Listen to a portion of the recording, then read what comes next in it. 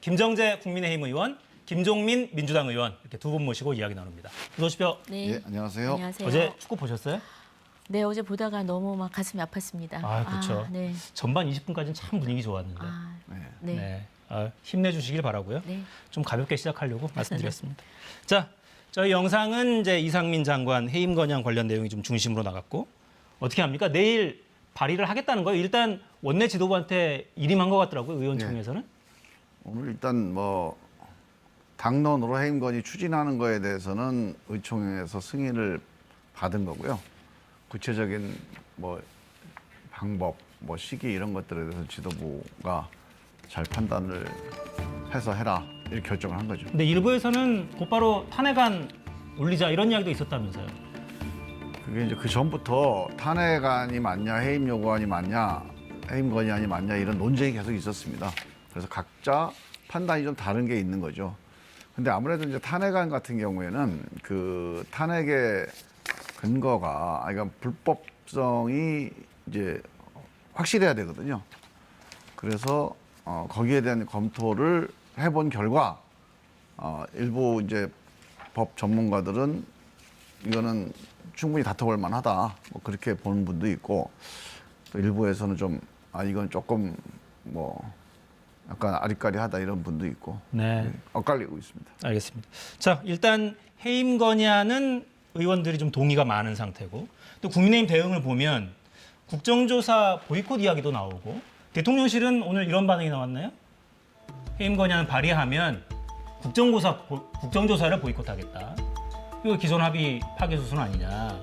자진 사퇴 가능성이 없냐는 질문에는 자진 사퇴가 오히려 무책임한 것이다. 이런 반응이네요. 그러니까 이번에 사실 국조를 받아들인 것은 원래 원칙에 국민의힘의 이번에 원칙은 뭐냐면 진상조사를 철저하게 하고 그다음 책임자 처벌을 하고 재발 방지를 하자 이 순서였습니다. 그래서 그 강제 수사를 할 수 있는 데가 지금 경찰 특수본뿐이에요. 검찰이 할 수가 없습니다. 그 검수 완박 때문에. 그래서 경찰 특수본 하고 미진하면 검찰 하고 그리고 국정조사도 하자는 겁니다. 필요하면. 그런데 이번에 예산을 앞두고 계속 지금 예산을 발목 잡으면서 국정조사를 요구하니 정부 여당 입장에서는 예산을 이거 무책임하게 그냥 놔둘 수가 없거든요. 그래서 할 수 없이 정말 좋다. 어차피 국정조사는 우리도 필요하면 한다고 했기 때문에 예산을 하고 난 다음에 국조를 하자라고 했거든요. 그 국조의 기본은 그겁니다. 똑같습니다. 원인 규명, 진상조사 철저히 하자. 여야가 같이. 그래서 철저히 하고 책임자 확실하게 처벌하자. 이거였어요. 그런데 갑자기 다 어디 온데간데 없고 아직 국조 시작하기도 전에 갑자기 책임자 처벌, 이상민 장관 해임 요구안부터 들고 나오는 거예요. 갑작스럽게. 이거는 국조를 하지 말자는 거죠. 그래서 이거는 서로가 여야 합의 정신도 협의 정신도 협치를 완전히 깨는 거다. 그리고 저는 조금 전에 김종민 의원님 말씀하셨지만 탄핵하셔야죠. 탄핵소추 그러시다면. 근데 지금 그러셨잖아요. 탄핵소추를 하려고 그러면은 헌법과 법률에 위배되는 게 있어야 되거든요. 그럼 탄핵소추를 못한다는 건 위배되는 거에 대해서 없다라는 거예요. 없다라는 겁니다. 그래서 지금 해임 건의안으로 돌려서 자꾸 해임 건의안은 왜 하느냐? 이게 양수 겸장입니다. 먼저 해임 건의안을 하게 되면 일단 다수당이니까 마음대로 할 수 있지 않습니까? 통과가 될 겁니다. 이거 마음대로 해서 뭐 통과시키면 되니까요. 그러면 대통령이 거부할 수 있습니다. 오늘 입장을 보면은 수용을 거부하는 거죠. 그러면 대통령 공격하겠죠. 대통령 공격하는 것도 하나 또 할 수 있고 그다음에는 이걸 계속 이슈로 만들면은 지금 당장 이재명 사법 리스크를 일단은 방탄을 할 수 있는 겁니다. 이슈를 계속 국민들 이슈를 이재명에서 다른 데로 돌리자는 거죠. 시선 돌리기 용이다라는 생각이 들고요. 그리고 예산은 지금 12월 1일까지 예산을 해야 되는데 예산은 온데간데 없고 갑자기 해임 건의안을 들고 나오니 너무 이거 지금 이태원 참사를 정쟁으로 이용하는 게 아닌가 그런 정말 저희 입장에서는 굉장히 좀 참담한 심정입니다. 네. 근데 제가 일단 뭐 사실관계부터 바로잡을 문제가 있는데 탄핵 소추를 안 하거나 아니면 탄핵 소추를 지금 이번에 결정을 안 한 이유가 불법 행위가 없다고 판단해서는 아니에요. 거기에 대한 논란이 있는데 사실 이거는 이제 불법 행위라고 하는 법적인 근거가 필요하니까 여기에 대한 좀 세밀한 검토가 필요하니까 이제 시간이 걸리는 거고 또 하나는 만약에 그런 소지가 있다 하더라도 탄핵 소추를 바로 하게 됐을 때 생기는 이 정치의 어떤 뭐 동요 또는 정치가 완전히 그러면 깨져버리는 거 아닙니까? 그런 거에 대한 이제 부담들이 있어서 대통령에게 한 번 더 이제 선택의 기회나 판단의 기회를 보내는 이런 의미에서 해임 건의를 하는 거지 이게 뭐 문제가 없어서 탄핵 소추를 못 한다 이거는 사실이 아니고요. 저는 이 문제의 본질은 해임이냐 탄핵이냐의 문제가 아니고 지금 윤석열 정부가 이 국정을 운영하는 기본적인 자세와 관련된 문제가 문제의 핵심이라고 봐요. 지금 우리가 그 300수십 명이 되는 국민들이 사상자가 난 아주 대형 참사잖아요. 그리고 이 과정에서 하나하나 뜯어보면 뭐 불법 행위가 있었는지 뭐 이런 것들이 지금 수사가 되고 있으니까 한번 지켜봐야겠지만 기본적으로 우리의 행정이라든가 제도라든가 이런 것들이 이 우리 대한민국 국민들을 보호하지 못한 겁니다. 여기에 대해서 이 희생자 그 유가족들은 정말로 한 달 동안 아무 말도 못하고 이제서 이제 말을 하기 시작하는 수준이에요, 지금. 근데 그 한 달 동안 제대로 된 사과, 또 제대로, 직접적인 또 법적인 책임은 아니더라도 이 상황 전체에 대해서 이 희생, 이 피해, 이 참극, 이 전체에 대해서 누군가가 이 정부를 대표해서 책임지는 사람이 있어야 이게 국민들과 이 희생자들의 마음에 좀 위로가 되지 않을까, 공감이 되지 않을까. 저는 이런 것도 정치의 영역이라고 봐요. 정치라는 게 무슨 법대로 행정 규정대로만 하는 게 아니잖아요. 저는 그런 점에서 윤석열 정부가 정치가 실종돼 있어요. 야, 대통령이 아무리 검사 출신이라고 그러지만 아니 법에 어긋나는 게 없으면 그냥 간다? 정치는 그렇지 않아요. 만약에 김영삼 대통령이 지금 대통령이었다. 그러면 장관 저는 사임했을 거라고 봅니다. 사퇴했을 거라고 봐요. 김대중 대통령이었어도 저는 마찬가지라고 봐요. 정치는 이렇게 국민들과 공감하는 영역의 리더십이 반드시 있어야 됩니다. 그래야 다른 문제에서도 국민들이 조금 못해도 도와주는 거지. 이렇게 따박따박 나 법적으로 나 아무 문제 없어? 그러니까 그냥 갈 거야? 그러면 국민들도 아마 정권 대하기를 아마 각박하게 대할 겁니다. 조금만 잘못해도 비판할 거고 공격할 거고 한번 그렇게 해보세요. 그러니까 이 정권이 제대로 국정운영 할 수 있나? 그러니까 이런 말씀인 것 같아요. 그러니까 국민의힘 입장에서 보면 합의를 해놓고 새로운 카드를 들고 나오니까 이거 합의 정신 무너뜨리는 거 아니냐라고 말씀하고 계시지만 사실 참사 이후부터 왜 고위 공무원들이 정무적인 책임을 지지 않는가? 왜 정치적인 책임을 지겠다는 사람이 없는가? 이런 질문들은 국민들도 많이 해왔으니까 그런 차원에서 제기한 거 아니냐라는 말씀인 것 같은데 이 질문에는 어떤 말씀을 주시겠어요? 저는 그러니까 정치적, 도의적, 정무적 책임을 말씀하시는데요. 저는 맞다고 봅니다. 그러니까 우리가 세월호도 겪었지만은 우리 대한민국의 정치는 항상 어떤 큰 사건이 일어나면 일단 무조건 사퇴를 합니다. 또 사퇴를 시킵니다. 왜?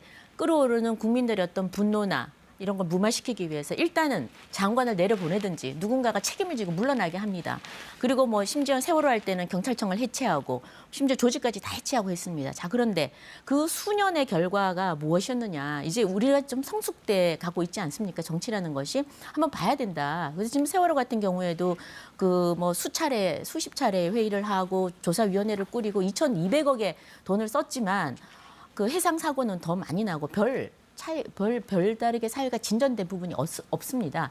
그러니까 지금 이 대목에서 우리가 한 번쯤은 책임을 져야 되는 게 맞습니다. 그리고 법적 책임뿐만 아니라 다른 책임들조차 져야 되는데 적어도 이제는 그렇게 순식간에 어떤 사건이 일어나면 바로바로 그냥 옷 벗고 나가고 그냥 그러고는 공백 상태 이게 아니라 정말 철저하게 조사를 하자는 거죠. 경찰은 경찰대로, 검찰은 검찰대로, 정치권은 정치권대로 해서 진상규명을 확실하게 하고 그다음에 책임을 물어야 됩니다. 그러니까 법적 책임을 질 사람은 법적 책임을 져야 되고요. 아까 말씀하신 정치적, 도의적 책임도 저는 져야 된다고 생각을 합니다. 언제 지냐고요? 다만 시점의 문제죠. 시점의 문제인데 지금 이번에 국정조사를 하자는 게 바로 그런 거 아니겠습니까? 이번에 국정조사를 하자는 게 진상규명하고 책임, 그래서 시간을 길게 안 했습니다. 45일로 했어요, 토탈.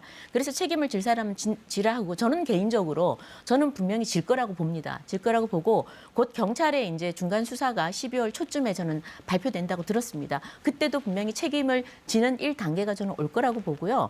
저는 그 국민들이 이제는 누구 하나 이지매하듯이 한풀이로 누군가를 어떻게 몰이해서 내보낸 이런 것보다는 우리가 이제는 철저하게 조사를 하고 책임지는 그리고 정무적 책임도 함께 져야 된다는 건 동의를 하고 다만 이번처럼 이렇게 국조하자고 해놓고 책임자 처벌부터 하라 이런 식으로 나온다면은 이거는 답정너라는 거죠. 그럼 국정조사를 할 필요가 없죠. 그래서 저는 이 부분에 대해서는 조금 민주당이 너무 성급한, 너무 이태원 참사를 정쟁으로 이용해서 국조하고 연결하는 게 아닌가 조금 아쉽습니다. 아니 네. 근데 제가요 이거 무슨 책임자 처벌이 아니에요. 이거는 누군가는 책임지는 자세를 보여야 된다는 얘기입니다. 아니 사퇴하면 처벌입니까 그게?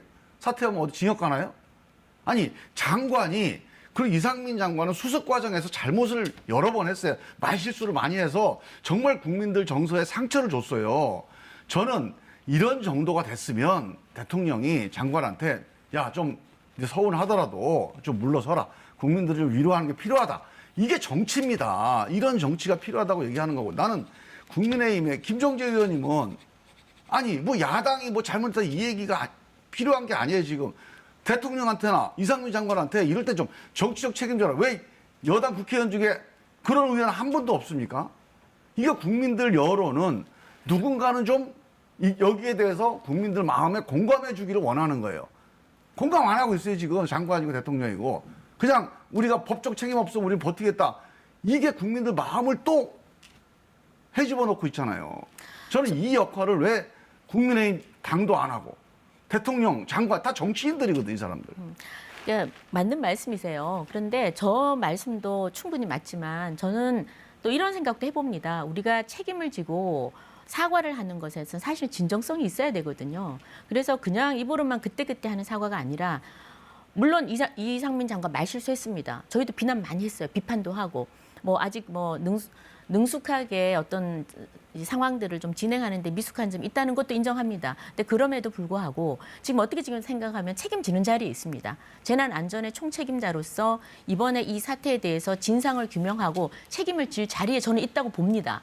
그런데 이제 시점을 언제로 하느냐는 그건 한번 윤석열 정부는 윤석열 정부대로 본인이 생각하는 대로 국정을 운영하고 저는 국민으로부터 심판을 받아야 된다고 생각을 합니다. 그런데 그 생각이라는 것이 정확하게 진상을 규명을 하고 이번에는 책임질 것을 그때 진상규명 후에 선진상규명 후 책임이다라는 것을 좀 천명을 했기 때문에 저는 한번 지켜보자라는 생각이 들고요. 아니, 만약에 그런 그리고, 생각이시라면 예. 저는 대통령이 이렇게 말씀을 하셔야 돼요.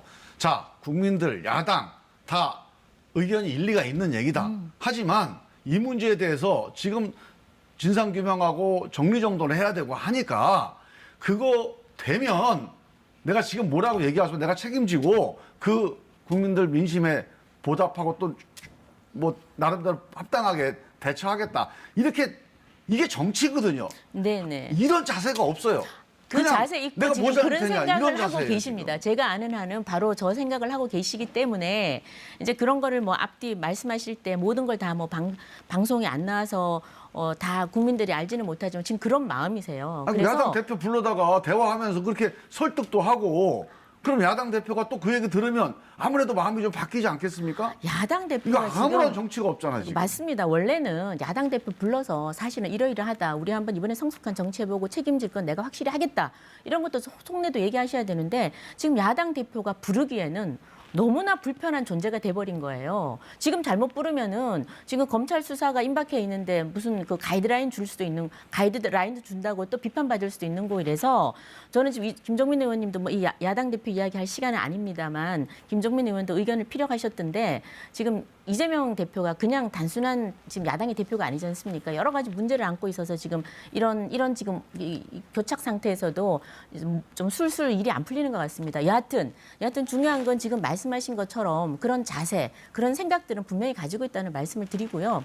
그리고 일단은 진상규명을 저도 민주당에 여야 협의가 굉장히 힘들게 됐지 않습니까? 국조? 그럼 국조를 자료 요구하고 순서대로 하고 그리고 나중에 얼마든지 불러놓고 차라리 질타하시고 불러놓고 야단치고 뭐가 책임 있는지 하고 그다음에 책임을 지게 하는 게 저는 더 올바르지 않나 그런 생각을 합니다. 네. 자, 참사 만 한 달이 지났죠? 희생자 유족 단체도 이제 공식 출범 앞두고 있고요. 유족 말씀 듣고 이어가겠습니다. 내가 마무리하고 모든 걸 다 진상규명하고 물러나겠다? 그건 아닙니다. 그 자리에서 수사를 받게 되면은 상관인데 직속 상관인데 어떻게 수사를 받습니까? 그리고 한 가지 더 말씀드리고 싶은 거는 예. 행정부의 수반이 저희 나라의 대통령 아니십니까? 윤석열 대통령인데 너무하신 것 같아요. 유족들 어깨를 어루만져 줘야 되는데 행안부 장관 이상민 장관을 어루만져 주시더라고요. 그거는 특수본에 내가 아끼는 사람이니까 건들지 말아라는 그런 거로 봤습니다. 안타깝습니다. 네, 참사 현장에서 숨진 배우 고 이지한 씨 아버님 목소리 들어봤고요. 언급하신 장면은 이 사진 얘기하는 거죠. 순방 출국할 때 장면이죠. 이거는 어깨 2번 툭툭 하고 출국했고 돌아올 때도 또 고생 많았다 인사하는 그런 장면이 보도가 되면서 아마 저런 판단을 좀 하게 되신 것 같습니다. 유족 저 입장에서. 아버님 말씀이 얼마나 가슴 아픈 말씀입니까, 저게. 아니, 대통령이 저 정도의 그 유가족의 그 마음의 상처를 어루만지지 못하면 그 뭘 대통령을 뭐하러 합니까? 대통령이라는 게 이런 종합적인 국정 전체에 대한 종합 책임을 지라고 대통령이 있는 거지. 안 그러면 다 권한 쪼개서 각자 알아서 업무를 하죠. 이 종합적인 책임을 져야 될 대통령의 지금 역할이 좀 필요한 때예요, 지금. 네, 용산에서 많은 고민을 아마 하고 있겠죠. 네, 생각은 기본적인 근본 전제는 비슷할 거라고 믿고 싶고요. 저도 국민의 한 사람으로서. 자, 협치 이야기 좀 전에 나왔는데 그 이야기로 좀 넘어가죠. 집권 초에는 이런 장면도 있었습니다. 저는 이 장면 굉장히 인상적으로 봤어요, 당시에. 여당 의원 전원 소집해서 5.18 추모식 참석했죠. 광주 망월동으로 가서. 이 모습은 보면서 야, 이제 정말 뭔가 좀 뭐 새시대 준비위원회 이런 것도 대선 기간에 만들고 있었기 때문에 통합 이런 거 할 모양이다. 기대가 컸었고 또 시정연설 하고 나갈 때는 그때 김종민 의원도 악수하셨죠, 대통령하고. 아마 야당 의원들 전부 다 손 잘 기억은 안 나는데 네. 아니, 그 자리에 그래요? 있긴 있었습니다. 네네. 통로 지나가면서 네. 이제 악수를 쭉 하고 지나가는 장면도 있었고. 그 사실 윤 대통령 그 임기 초에 그런 기대 많았잖아요. 김치찌개 소주 한 잔 뭐 기자들하고도 하고 야당 정치인들하고도 하고 여러 사회 분야 곳곳에 있는 혹은 또 원래는 잘 안 보이는 그런 가려진 곳에서 일하시는 그런 고생하시는 분들 또 보살피고 이런 좀 대인배 풍모 기대하셨던 거는 꼭 지지자들만 그랬던 건 아니었던 것 같아요. 근데 사실 지금은 잘 안 보이긴 하잖아요. 이거 어떡하죠, 이거? 저는 아까 말씀하신 대로 이 대통령이 정치권에서 오래 여야가 싸우면서 이 성장하신 분이 아니에요. 그리고 굉장히 그때 이번에 대통령이 된 가장 큰 이유는 배경에는 중도 쪽도 지지해줬던 것은 물론 문재인 정부에 대한 어떤 반감들 그런 것도 있었지만은 적어도 저분은 좀 공정한 세상, 정의로운 그리고 기존의 정치권과는 좀 다른 뭔가를 하지 않을까라는 기대 때문이거든요. 그리고 지금 정치권의 안에 이 셈법과 다른 행보를 많이 하세요. 사실은 우리 당하고도 마찬가지고요. 도어 스태핑 아무리 말려도 하시는 겁니다. 난 소통하겠다는 거예요. 내 실수가 있더라도 하겠다. 그것도 나의 모습이다. 이러시면서 계속 하신 거 보면은 굉장히 나름대로의 지금 이상민 장관 문제도 마찬가지고요. 의지를 가지시는 것 같아요. 그런데 항상 저희한테 하는 말씀도 야당과 함께 해야 된다. 내 야당 분들 불러서 정말 내가 직접 요리하면서 같이 관저에 모셔놓고 하겠다는 말씀 저도 수없이 들었습니다. 근데 지금은 조금 특수한 상황인 것 같아요. 대표가 이재명이어서 대표 때문에 그렇습니까? 이재명 대표기 때문에 아까도 말씀드렸지만 최측근들이 지금 김용이나 정진상이 다 이렇게 구속되고 지금 조사를 받고 있고 그리고 또 이 이재명 대장동 이 사건은요. 다시 한번 상기시키지만 이 사건은 윤석열 정부가 시작한 수사가 아닙니다. 문재인 정부 때 그것도 우리 당에서 문제 제기를 한 게 아니에요. 대통령 선거할 때 그 경선 후보들이 문제 제기를 해서 시작된 그런 사건입니다. 그런데 그 당시에 뭐 검찰 수사가 제대로 좀 안 됐다가 이번에 이제 다시 되고 있는데요. 이 부분에 대해서 사실은 굉장히 대통령 불편하실 거예요. 왜 야당 대표 오라 그러고 지도부 오라 그러고 싶지 않겠습니까? 그런데 야당 대표는 안 부르면서 또 지도부로 오라 그럴 수도 없는 겁니다. 대표 빼고 박홍근 원내대표나 지도부로 오라 그럴 수도 없는 거고요. 또 대표를 지금 부르자니 검찰에서 뭐 대통령의 수사 가이드라인 주는 거냐 무슨 의미냐 아마 또 해석이 분분할 거예요. 그래서 지금 굉장히 입장이 대통령께서 난처할 거라고 보는데 저는 조만간 이 이재명 리스크가 조금 거치고 나면은 대통령이 아마 더 야당 그 지도부도 더 만날 거라고 보고요. 또 저는 그런 그 저희하고도 사실은 아주 밀접한 과거와의 관계나 이 연대가 없지 않습니까? 저는 아마 이 대한민국 정치를 위해서 여야가 가장 협치를 할 수 있는 그런 그 동기를 부여하지 않을까 싶습니다. 좀 기다려 보시고 한번 기대해 보시죠. 의원님한테는 질문을 이렇게 한번 드려볼게요. 사실 이런 인식도 있는 게 현실이니까 이재명 대표의 사법 리스크를 가리켜서 뭐 검정 코끼리 뭐 이런 식으로 표현하기도 하잖아요. 거실 한가운데 주저앉아 있는 모두가 다 너무 엄청난 문제라고 인식하지만 풀지를 못하는 그런 문제라고 말하는 분들도 계시고 일단 당대표 좀 내려놓고 일단 하차한 뒤에 리스크 해결한 다음에 결백하다면 그런 다음에 생환하라, 돌아와라 이런 요구도 있는 게 현실이잖아요. 어떻게 보세요? 이런 주장에 대해서는. 그런 주장하는 분들도 있죠. 근데 저는 이제 정치 문제는 이 양면을 봐야 된다고 보는 게 네. 저도 뭐 이재명 대표에 대해서는 여러 차례 좀 이렇게 비판적이나 쓴소리를 하고는 있지만 당 대표를 그만두느냐 아니냐는 문제는 조금 다른 판단이 필요합니다. 왜냐하면 이거는 이재명 대표 개인의 어떤 뭐 그런 판단에서 끝날 문제가 아니고 당 대표로 뽑았던 우리 전당대회의 의결, 이 당원들의 의결의 중대한 변경이거든요. 네. 근데 그 정도의 우리가 이제 저울로 쟀을 때 지금 이 상황이 이 사법 리스크 상황이 그런 정도의 뭐 의미가 있는 거냐, 그 정도로 뭔가 분명하고 뭔가 현저한 거냐, 명백한 거냐 이런 거에 대한 지금 이제 뭔가 가늠이 좀 필요해요. 그래서 아직까지는 우리 민주당 당원들이나 의원들이 자 이게 좀 걱정은 돼요.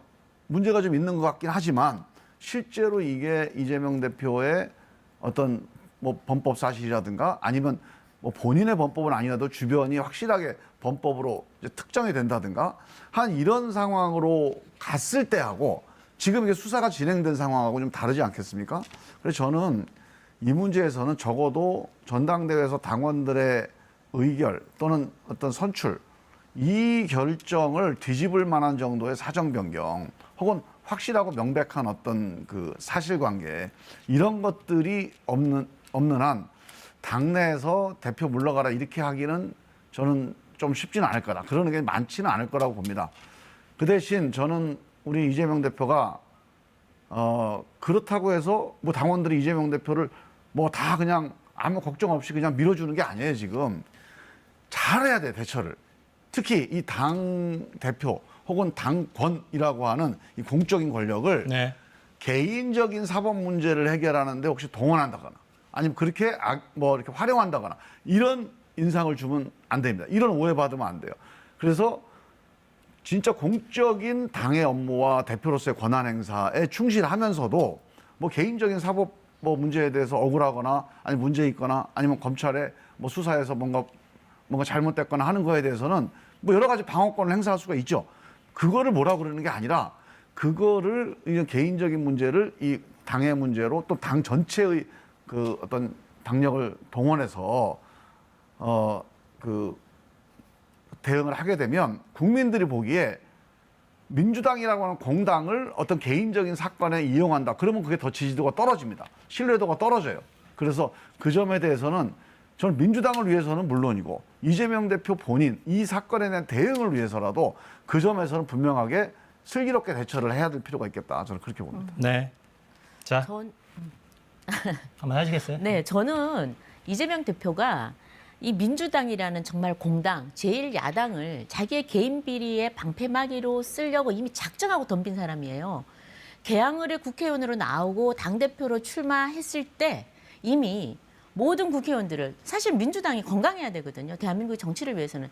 이분들을 다 올가맨 거예요. 자기 개인 비리 혐의를 방패하는 데 뭐 이용, 활용, 뭐 애용 뭐 등등입니다. 그래서 저는 본인의 비리는 본인이 압니다. 사실 민주당 의원들은 몰라요. 알 수 없습니다. 그러니까 본인이 제일 잘 알기 때문에 본인이 놔줘야 된다는 거죠. 민주당을 또 놔주면 사실 저희도 좋아요. 저희도 이제 뭔가 얘기를 좀 할 수가 있으니까 창구도 좀 생기고요. 근데 지금은 꽉 막혀 있습니다. 이재명 대표 때문에 지금 여야가 협치하는 것도 상당히 지금 난항을 거듭하고 있고요. 그렇다고 지금 박홍근 원내대표가 이재명 대표 편을 안 들 수가 없는 거예요. 당 지도부는. 그러다 보니까 항상 이게 큰 게 해결이 안 되니까 지금 저희가 협치도 사실상 무르드지 안 된다는 게 지금 현실입니다. 네. 근데 국민이나 언론은 그렇게 말할 수 있는데 집권 여당에서는 또 그렇게 말씀하시면 안 될 것 같아요. 사실은 국정 운영의 모든 책임은 용산과 여당 여기서 들고 있는데 그 협치가 안 되는 걸 자꾸 야당 이야기를 하는 거는 그 자체로 좀 곤란한 이야기 아닌가 싶기도 한데. 그런데 그 말씀이 맞는데 원래 그게 원칙입니다. 원래 모든 책임은 어찌되었든 최종에는 정부 여당이 지게 있습니다. 정부와 여당이. 그러나 국회에서 저도 이제 국회의원 재선 이제 6년 차 하고 있는데요.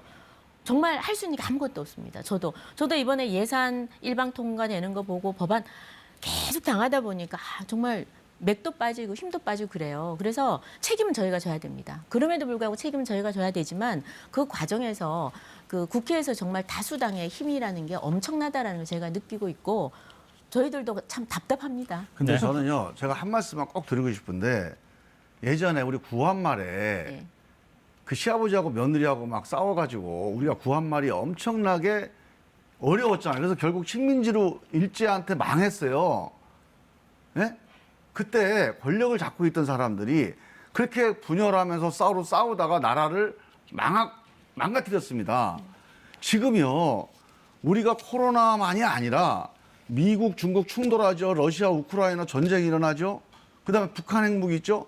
금융위기 있죠. 경제위기 내년부터 이제 본격화됩니다. 이게 엄청난 위기 상황이에요. IMF보다 더 심할 거다 이렇게 예상하는 사람도 있어요. 정말로 어느 때보다 어느 정권보다 통합의 리더십이 정말 절박한 시기입니다. 이런 시기에 통합 리더십을 발휘할 일본이 누굽니까? 일본 주체가. 바로 대통령이에요. 권한을 갖고 있잖아요. 이걸 안 해놓고 내가 이재명 때문에 그랬다. 이재명 야당 대표 때문에 내가 그때 통합을 못했다. 며느리 때문에, 시아버지 때문에 나라 팔아먹었다. 똑같은 얘기입니다. 지금 권력 잡고 있을 때 잘하셔야 돼요.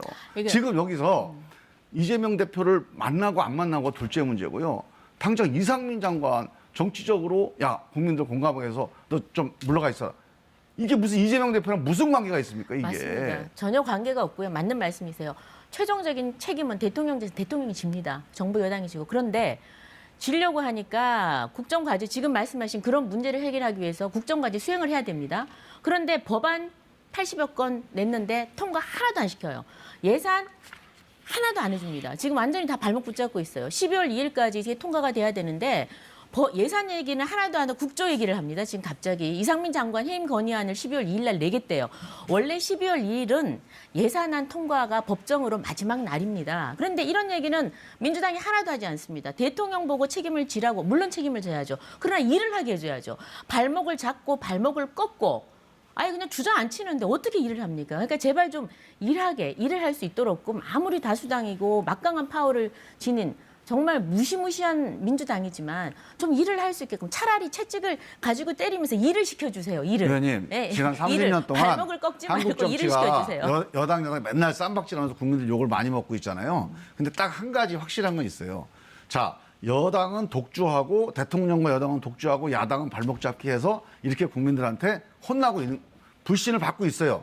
근데 그래도 이 둘 중에 우선 책임은 여당과 대통령한테 있는 거예요. 예, 맞는데요. 여당과 대통령이 독주를 먼저 포기해야 야당 발목 잡기가 없어지는 거예요. 아니 여당이 어떻게 독주를 합니까? 105석 가지고 판판이 깨지는 이 마당에 무슨 독주입니까? 지금 모든 독주는 민주당이 하고 있어요. 저희 이번에 상임위 국토위도요. 예산을 민주당이 혼자서 그냥 시켰습니다. 네. 예, 그래서 이건 지금 독주를 하고 있는 건 민주당인데. 국정은요. 국회가 하는 같이 입법 좀 했으면 말고도 좋겠어요. 같이. 장관 임명해야죠. 행정행위 해야죠. 이 수많은 행위들이 다 대통령이 결정하잖아요. 여기에서 야당 의견 안 듣고 국민들 의견 민심 뭐 좀 귀 막고 이렇게 독주하게 되면 야당이 하는 게 매사가 다 발목 잡기가 돼버리는 거예요. 넘어가겠습니다. 네. 네. 같은 이야기 계속 반복인데 상황은 분명한데 자 누가 먼저 풀 것이냐 누가 먼저 움직여야 되느냐 계속 의견이 다르죠. 네. 화물연대 이야기로 넘어가겠습니다. 정부가 업무 개시 명령 오늘 오전에 발동했고요. 이제 오늘 한 3,000명 정도 되는 화물 기사에게 업무 개시 명령서가 이제 송달이 되기 시작할 겁니다. 오늘 바로 개인에게 송달이 다 안 될 거예요. 물론 시간이 걸릴 테고 송달 받은 다음에도 응하는 사람, 응하지 않는 사람 뭐 여러 가지 움직임이 있겠죠. 자, 이걸 좀 여쭤보고 싶어요. 6월 달에도 이미 화물연대 사태가 한 번 있었고 그 다음에 뭔가 교섭이 진행되고 뭐가 움직였으면 이 지경 되지 않았지 않겠냐 이런 비판도 있어요. 그동안 뭐 어떤 게 좀 진행이 됐던 겁니까? 그러니까 지난 6월에는 사실 이게 뭐 문재인 정부 때 시작한 거 아니겠습니까? 그러니까 화물연대에 대해서 이게 파업에 대해서 조금 국민들께서 조금 정확하게 아셔야 되는데 이 화물연대 화물자동차 소위 차주입니다. 이분들은 개인 사업자입니다. 자기 차를 사서 자기가 계약을 맺어가지고 뭐 운송료를 정하는 겁니다. 그런데 문재인 정부 때 운송료를 정부가 정해라. 라고 한 거예요. 그래서 노무현 정부 때는 절대 노했습니다. 노무현 정부는 왜 사적으로 노사가 계약한 운송료를 정하는데 왜 국가가 개입하느냐. 안전운임제 자체에 문제가 있다고 보시는 겁니까? 안 된다고 했는데, 네, 그렇죠. 문재인 정부 때 한 겁니다. 그것도 반대가 많았기 때문에 전문가들은 다 반대하고 특히나 이해관계자들이 반대하는 분들이 많았기 때문에 2년간 그냥 시범 사업을 한 겁니다. 근데 시범 사업에 대해서 결과를 보고 결정을 하자 그랬어요. 근데 결과는 그다지 좋지 않았습니다. 결과는 뭐 과속, 과적 이런 걸 방지하자고 그랬는데 거기에 대한 결과는 별로 좋지 않았고 다만 인건비만 지금 시멘트와 컨테이너 2개를 하거든요. 약 30%, 40%가 올랐습니다.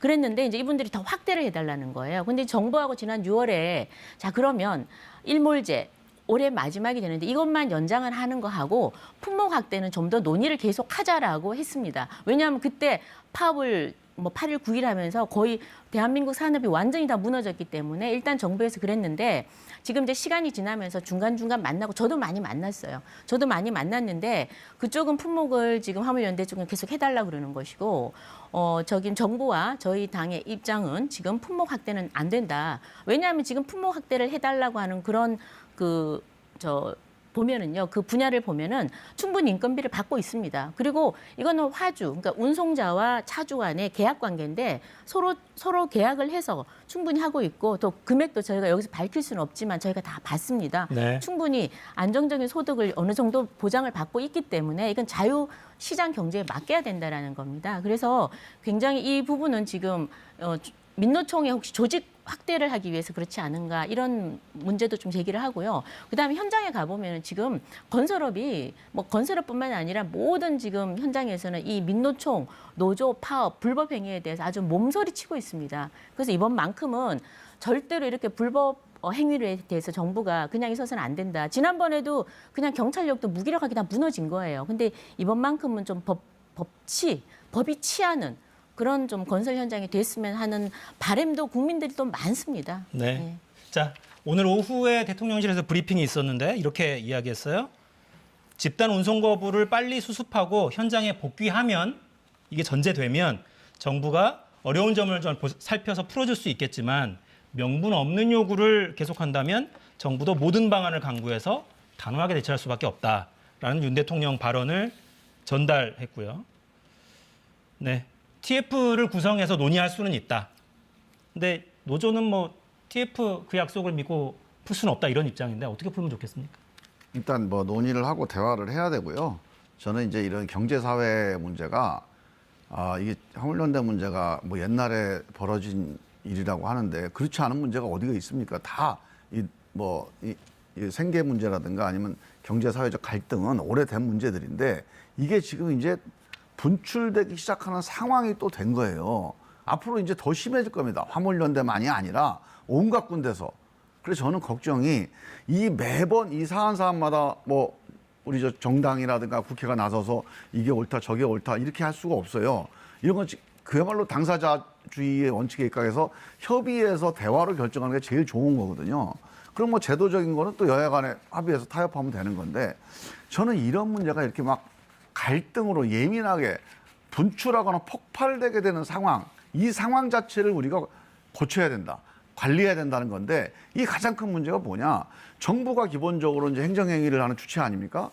그러면 화물연대에 있는 분들이 정부가 무슨 얘기를 하면 뭔가 좀 그 얘기를 신뢰하고 또는 얘기를 믿고 따르고 혹은 얘기 말상대가 되고 이런 관계가 좀 돼줘야 돼요. 근데 지금 아마 제가 보기엔 우리 윤석열 정부가 이 정도 지지율 또 지금 하는 국정운영 스타일로 보면 아마 각계의 경제사회적 요구들이 이제 분출할 때 고물가, 고금리, 뭐 이런 상황에서 이제 여러 가지 이해 충돌이 벌어지지 않겠습니까? 그런 상황에서 지금 이 정부가 과연 그런 거를 조정해내고 갈등을 좀 완화시킬 수 있는 그런 정부 역할을 제대로 할 수 있겠냐? 그게 제일 걱정이에요, 사실은. 네. 예. 자, 오늘 대통령실 브리핑 중에도 이런 표현도 있었네요. 업무 개시 명령은 말 그대로 명령이다. 수용할 수 있고 수용하지 않을 수 있고 그런 사안이 아니다. 국토부에서 향후 조치를 취할 것으로 알고 있다라고 일축했습니다. 대화가 돼야 될 텐데 걱정이긴 하네요. 자, 마무리하겠습니다. 김종민, 김정재 의원이었습니다. 고맙습니다.